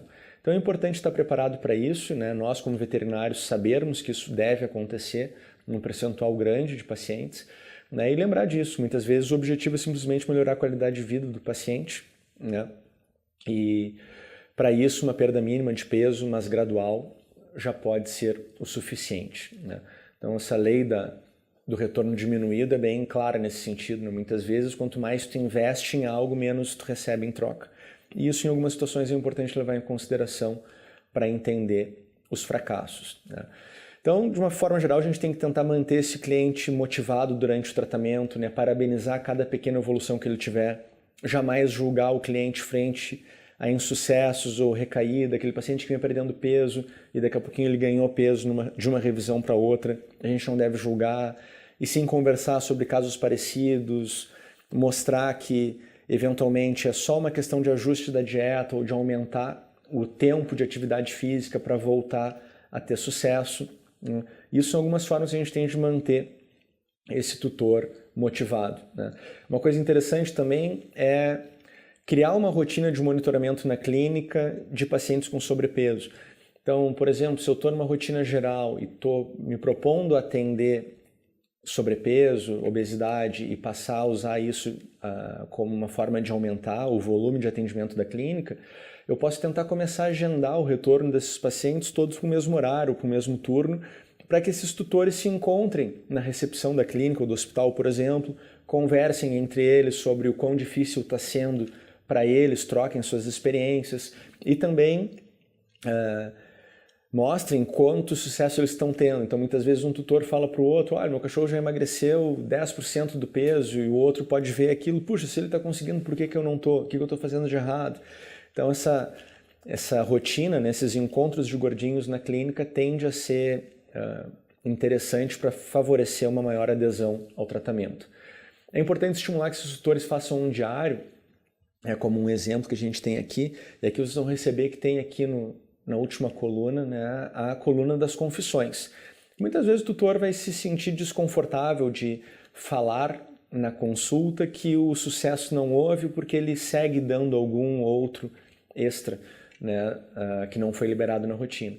Então, quando ele tem a possibilidade de colocar isso no papel, por escrito, às vezes fica mais fácil da gente identificar o que pode estar acontecendo, né? É uma dica interessante. Além disso, outras modificações comportamentais que a gente pode promover, e deve ficar claro para os tutores, é a troca dos petiscos por carinhos, brincadeiras, passeios, né? Muitas vezes os tutores entendem que o animal está latindo, está chamando a atenção, está tentando interagir e que aquilo é uma manifestação de que o animal está com fome, e o tutor acaba indo lá e dando comida ou dando um petisco. Troque isso por uma brincadeira, por um passeio, né? Isso vai ser mais saudável para o paciente. Outra questão que a gente vê com bastante frequência são os tutores que passam muito tempo fora de casa e ao sair ou ao retornar ao lar acabam dando um petisco qualquer como uma forma de recompensa para aquele animal porque ele vai ficar muito tempo sozinho ou porque ele ficou boa parte do dia sozinho. É importante deixar claro para o tutor que ele não precisa dar um petisco nesses momentos, ele pode simplesmente brincar, fazer carinho, pegar o animal no colo, né, interagir com ele de outra forma que não através do alimento, para evitar o risco de sobrepeso e favorecer o emagrecimento. Além disso, outra dica bem importante é manter os animais longe do consumo das refeições ou enquanto se prepara uma refeição, é importante que o pet em dieta fique preferencialmente em outro ambiente. A gente sabe como é que é, eles são muito pedintes muitas vezes, né, com o olhar, acabam vencendo o tutor e o tutor não resiste, dá um pedacinho do frango, um pedacinho do alimento que está sendo preparado, né, cai algo acidentalmente da mesa, né, são histórias que a gente ouve com frequência no consultório. Então, isso argumentando com alguns tutores, né, de que era importante que eles fizessem isso, ele me manda o vídeo que a gente está vendo aqui à direita, né, que a paciente sempre fica ao redor da mesa, sempre ganha alguma coisa sobre o seu alimento, e eu pedi para eles tirarem ela de perto durante as refeições. Ele me mandou um vídeo dizendo que, olha, doutor, não dá, porque a gente está aqui, a ração dela está aqui na frente, mas a gente está comendo, ela está latindo porque ela quer a nossa comida, e não a comida dela. Então, o que está errado aqui? Ele não está seguindo a recomendação, quer deixar ela num outro ambiente, né? O ideal é que ela vá para uma peça separada, fique fechada lá com o seu alimento para não ficar sofrendo vendo os tutores comer. Aquela velha história que os olhos não veem, o coração não sente, né? Outras dicas, né, comportamentais, né, que é a questão do enriquecimento ambiental. Então isso pode ser feito para gatos com o uso de brinquedos, né, que vão ampliar os espaços horizontais desses gatos no ambiente doméstico. Eventualmente a gente pode usar brinquedos com catnip, a erva do gato, para tentar aumentar o nível de interatividade do gato com o brinquedo. Ou ainda essas food balls que hoje em dia a gente encontra no mercado, né? São dispositivos bem interessantes para dispensação mais lenta do alimento. A gente serve o alimento dentro da bolinha e o gato tem que interagir com aquele brinquedo para fazer com que os grãos da ração caiam dali. Vale a pena ir introduzindo isso lenta e gradualmente. Alguns gatos ficam com medo da bola e podem acabar entrando num processo de hiporexia que pode não ser muito benéfico, né, para o paciente em emagrecimento. Outra questão importante é pensar em reduzir o tamanho do prato ou abolir o seu uso, porque muitos tutores vão recomendar, olha, vão referir essa questão. A quantidade de alimento que o senhor prescreveu, doutor, está muito pequena. Então, o tutor acaba ficando com aquela impressão de prato vazio, sofre com aquilo e tende a dar uma quantidade maior. Então, a melhor forma de driblar essa situação é passar a usar pratos menores, já que a quantidade de ração é menor. Porque daí a gente fica com um prato pequenininho, mas com aquele aspecto de prato cheio. Algumas rações no mercado já têm o grão mais airado justamente para promover esse volume maior de alimento, né? E criar essa impressão no tutor de que ele está servindo uma quantidade maior.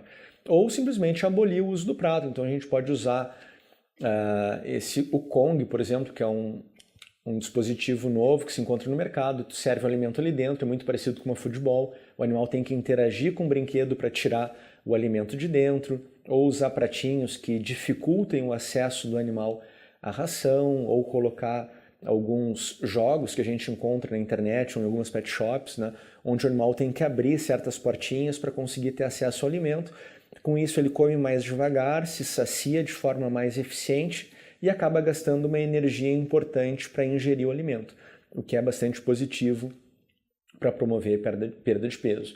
Aqui, por exemplo, estou usando uma estratégia de usar o Kong dentro de um prato. Então, essa cadela é minha, na verdade, ela já tinha aprendido a pegar o Kong, segurar o Kong e tirar o alimento de dentro, mas quando eu coloquei o Kong dentro do pratinho, ela já não consegue mais tirar o Kong, então ela tem que ficar ali mexendo no Kong dentro do prato e os grãozinhos vão caindo pouco a pouco. Ela leva muito mais tempo para ingerir a sua refeição e acaba saciando mais e gastando mais energia também.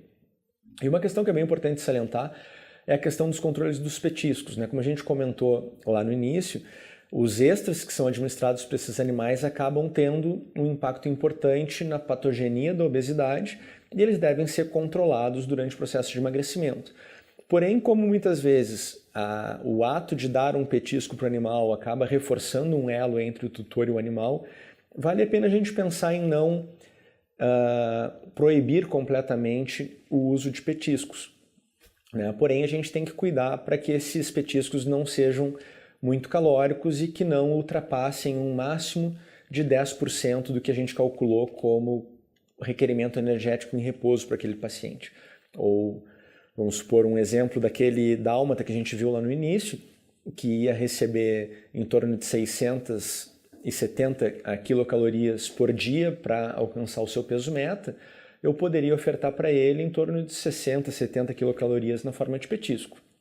Mas como eu comentei lá no começo também, um biscoito canino pode ter 90 quilocalorias. Então muitas vezes os petiscos que a gente tem no mercado são calóricos demais para um paciente que está em perda de peso. Hoje em dia a gente já encontra no mercado alguns petiscos com uma baixa densidade energética, né? Por exemplo, aqui o Pet Palito do Organact, ele tem em torno de 19 quilocalorias, 14 quilocalorias, se eu não me engano. A Purina lançou recentemente um snack de baixa calorias, esse tem em torno de 19 quilocalorias por pellet. Então são algumas opções úteis para a gente jogar, né, dentro do cálculo da quantidade de alimento que vai ser servido, poder definir com o tutor, olha, são X gramas de ração mais um palito ou um snack, ou eventualmente a gente pode apelar para o chuchu ou abobrinha cozida, né, que são legumes de baixíssimo índice calórico. Então, como a gente viu naquela tabela, eu posso servir 100 gramas de chuchu para um paciente, e isso representa 19 quilocalorias. Então, é uma forma que eu tenho de aumentar bastante o volume que o animal está ingerindo. Isso é útil para o tutor, que ele vê um prato cheio, o animal gosta de comer, come bastante, mas o incremento calórico de 100 gramas de chuchu é praticamente nulo, né? Isso é uma dica importante nesses processos de emagrecimento. E além disso, né, como a gente tinha comentado, a questão do monitoramento da resposta e parabenizar o tutor, né, isso pode vir acompanhado de um cartãozinho, por exemplo, parabenizando o tutor pela adequado manejo do sobrepeso, ou título de tutor responsável que está conseguindo levar adiante o processo de emagrecimento e promover uma vida mais saudável, título de tutor fit, qualquer coisa que motive esse tutor a se sentir prestigiado por estar promovendo mais saúde para o seu animal é útil nesse sentido, né? A gente desenvolve um projeto lá no nosso hospital, no projeto Jovem Veterinário, que é patrocinado pela Purina. Aqui está a Silvia, que é uma aluna de graduação que conduz o projeto, né? Dando alta para um paciente depois do processo de emagrecimento, dando um cartãozinho para ela, parabenizando pelo sucesso, né? E motivando ela a manter aquelas modificações comportamentais que foram implementadas no sentido de evitar que haja uma recidiva do ganho de peso. E essa acaba sendo uma questão importante, né? Com frequência nós somos questionados, bom, depois que eu alcancei o peso-alvo e atingi o peso meta para aquele paciente, qual a melhor forma de evitar que ele ganhe peso novamente, né? Evitar o famoso efeito sanfona. E o que é mais importante é que as mudanças de hábito implementadas elas sejam mantidas. Então as questões de manter uma rotina de exercícios, de cortar o excesso de extras, passar a cuidar mais da quantidade que é servida para o animal. Mas do ponto de vista de alimento, é sabido que a melhor forma que a gente tem de evitar que o paciente volte a ganhar peso depois de um programa de emagrecimento é mantê-lo com o mesmo alimento que ele vinha fazendo durante a dieta. Então, o que a gente faz normalmente é simplesmente ajustar a quantidade. Se eu vinha servindo uma vez o requerimento energético em repouso para promover perda de peso de um cão, eu posso passar a oferecer para ele 1,2, 1,4 vezes esse requerimento energético em repouso para tentar mantê-lo dentro daquele peso alvo, né, que foi alcançado a duras penas muitas vezes. Então é uma questão de ajustes. A longo prazo a gente vai definindo qual a quantidade de alimento esse animal deve receber para evitar que siga emagrecimento e também para evitar que ele volte a ganhar peso. Então, resumindo, pessoal, uma coisa que é importante a gente ter em mente, né, a energia não pode ser criada ou destruída, né? Então tudo que a gente come, se não for gasto, vai ser armazenado, e para promover perda de peso a gente vai ter que fazer restrição calórica e gastar mais, e por isso que é importante comer menos e exercitar mais. Essa dupla é fundamental para sucesso. Porém, se eu tiver que escolher uma das duas estratégias, sem dúvida, comer menos é muito mais eficaz do que só exercitar mais. A gente vê isso na nossa rotina, a gente vai para a academia, faz exercícios, isso acaba dando mais fome, a gente acaba comendo mais e muitas vezes não alcança o emagrecimento desejado só por estar fazendo mais exercício. É muito importante regular o que está sendo ingerido e ter restrição calórica, preferencialmente associado a exercícios. Então, reduzir a ingestão é o mais importante, né? Aqui é um exemplo bem claro, né? 100 gramas de chocolate em torno de 500 quilocalorias. Normalmente uma pessoa leva aí 5 minutos para comer uma barra de chocolate, nem isso, né? Mas vai levar 2, 3 horas fazendo atividade física para gastar essa mesma quantidade de energia que foi ingerida muito rápido. Então esse aqui é um dos melhores exemplos de que comer menos é mais importante do que fazer exercícios, né? Mas o exercício, quando ele está presente, acaba sendo um adjunto importante, né? Lembrar de usar dietas específicas para perda de peso, né? A gente tem uma série de opções no mercado hoje em dia e isso é muito importante para que se promova um emagrecimento saudável, para que a gente não exponha o paciente à desnutrição de micro e macroelementos e para promover uma maior saciedade para o paciente e com isso favorecer a adesão ao tratamento. Pensar na questão da eliminação dos copos medidores e potes para alimentação, né? Pesar sempre o alimento para definir a quantidade correta, usar alguns dispositivos para dispensação mais lenta desses alimentos, né? E tentar diminuir a ideia de pote vazio na cabeça do tutor, né? Monitoramento periódico dos pacientes durante o processo e depois que se alcança o peso-alvo, prevenir as recidivas. Então, esse monitoramento contínuo é importante também depois que o animal alcança o peso-alvo, para ir alertando e ajustando a dieta e a rotina do animal a partir do momento que a gente começa a ver que está havendo alguma tendência de reganho de peso. Bom, espero que tenha sido útil a nossa conversa, né? Espero que essas dicas sejam úteis para vocês, né? Pensem nisso, né, que a obesidade é uma doença, né, que a gente tem esse papel de alertar o tutor sobre a existência de um problema no seu animal de estimação.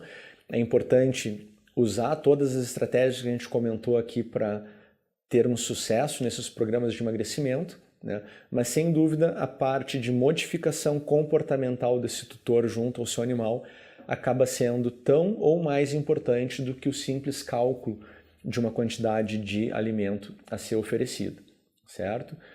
Deixo aqui meus e-mails para contato, posso passar os trabalhos que eu comentei aqui para vocês e agradeço a atenção, agradeço mais uma vez o convite da VetSmart, da Royal Canin, para estar compartilhando essas informações com vocês, certo? Obrigado.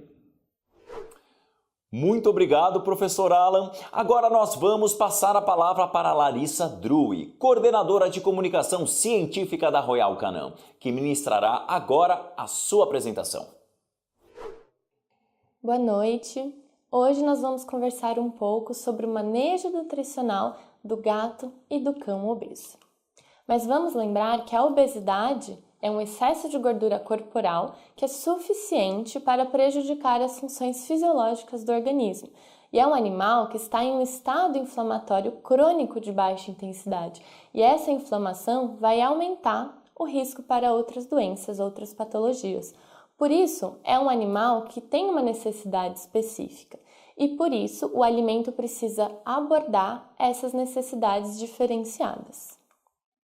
E aqui são alguns dos sintomas, quadros clínicos e patologias que a obesidade aumenta o risco para cães e gatos, como, por exemplo, a diabetes, problemas respiratórios, o estresse térmico, há problemas reprodutivos, problemas articulares e, principalmente, a redução na expectativa de vida.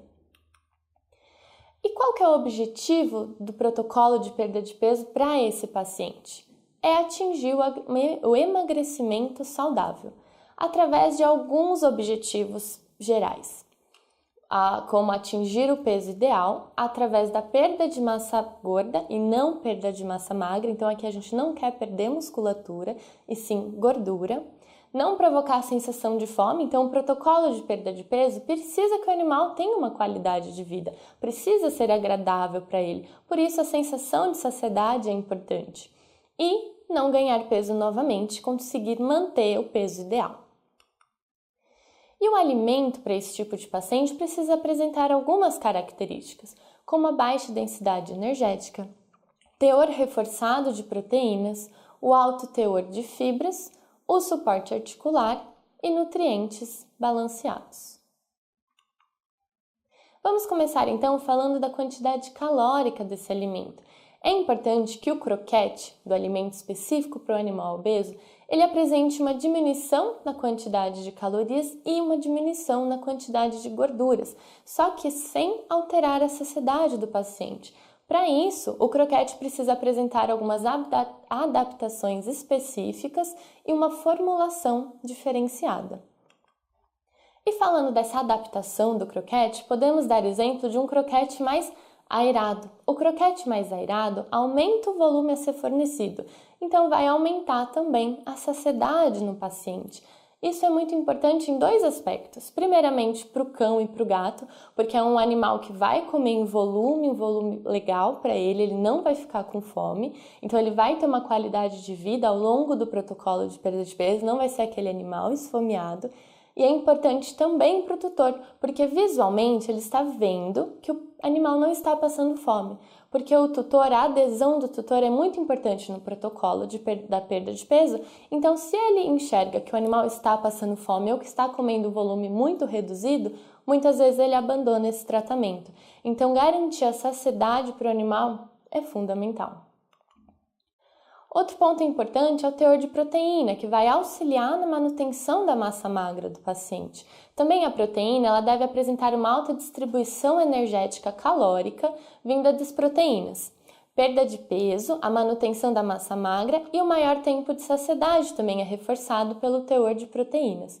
Lembrando que os gatos eles não podem perder peso muito rapidamente.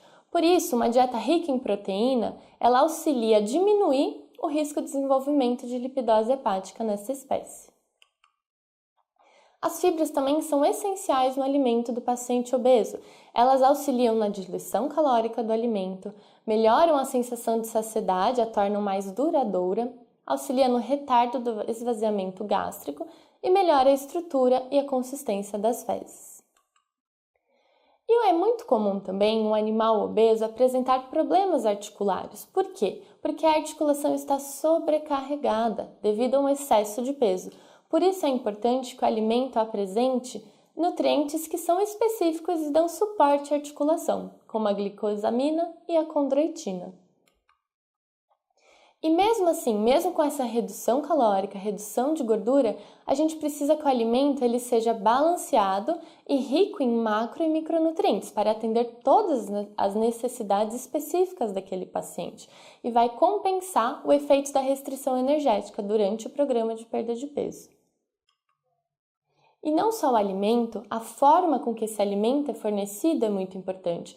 Então, é muito importante a recomendação do médico veterinário para diagnosticar e identificar o peso ideal daquele paciente, calcular a quantidade de alimento que ele vai precisar ingerir, fracionar essa dieta ao longo do dia e comentar com o tutor sobre evitar petiscos. E a água também pode ser uma boa ferramenta de manejo para o paciente com obesidade, porque a água no alimento ela limita a ingestão calórica e ainda realiza uma diluição de energia. Ou seja, é interessante adicionar o alimento úmido para cães e gatos dentro da linha de obesidade, porque vai auxiliar no protocolo de perda de peso e no manejo nutricional. E aqui é um percurso do paciente, que é uma sugestão nossa, para avaliar ele ao longo de todo o protocolo de perda de peso. Então, primeiramente, na primeira consulta, nós temos a avaliação nutricional, uma avaliação mais aprofundada. É importante nessa consulta o veterinário determinar o peso ideal e depois que montar o protocolo de perda de peso, comentar e informar o tutor, porque um tutor informado, ele adere muito mais e torna o protocolo de perda de peso muito mais eficiente.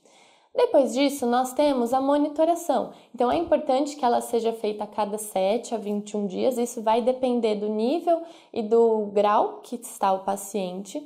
É importante sempre a mensuração do peso corporal e ajuste na quantidade de alimento, caso necessário.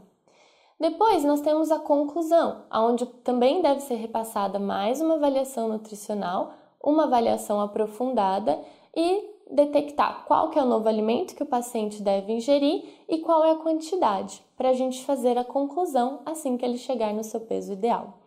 E por último, nós temos a avaliação periódica e a checagem regular do peso para evitar que esse paciente volte a ganhar peso e voltar para o peso anterior. E a Royal Canin, ela traz, para acompanhar o protocolo de perda de peso, os alimentos da linha Satiety. Então, nós temos o alimento para cães e para gatos, que vai colaborar na diminuição da ingestão calórica e vai possibilitar maior saciedade para esse paciente. E uma outra opção também é a Satiety Canine úmida, que é igual a gente conversou sobre o manejo nutricional. Então, vai possibilitar o mix feed, então vai aumentar a variedade de alimentos naquele paciente, melhorar também o interesse dele pelo aquele manejo nutricional para também garantir uma eficácia daquele protocolo de perda de peso. Então, a Satiety úmida ela também tem uma baixa densidade energética, apresenta efeito saciogênico, apresenta diluição energética, textura macia e balanço nutricional. É isso, muito obrigada. Muito obrigado, Larissa. Chegou o momento de conhecermos o sorteado ou sorteada que levará para casa o kit de produtos da Royal Canin. E também quem levará o estetoscópio Littmann Classic 3. Lembrando que só participa dos sorteios quem se cadastrou e quem acompanhou a nossa transmissão ao vivo aqui com a gente. Bom, os sorteados vão aparecer agora na tela para você.